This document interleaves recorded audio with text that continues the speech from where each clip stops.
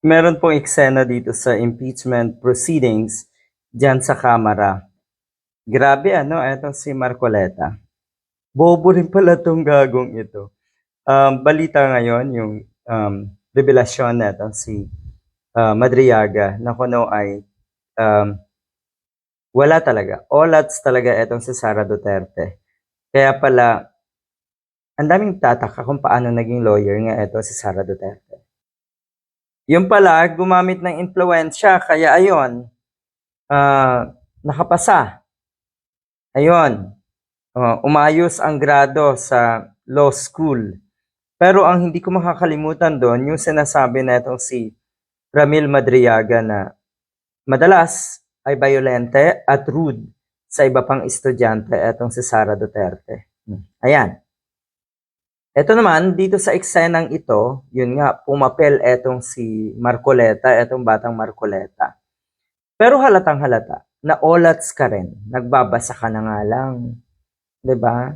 Kahit yung hindi abogado na si ACT Representative Tinio, butata ka, talo ka.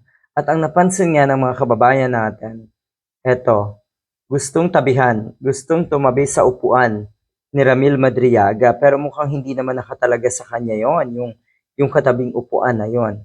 Bigla daw na umupo na lang sa tabi nga ni Ramil Madriaga, etong si Marcoleta. Akala niya siguro may magagawa siya. Mag-isa ka lang, sinabi mo yan. Sinabi mo na ikaw ay mag-isa lang, kaya napahiya ka rin na tila ba gusto mong hatiin ang kamera sa proceedings na ito according to color, political color, o inamin mo mag-isa ka lang, ikaw lang. So dapat matakot ka, mahiya ka.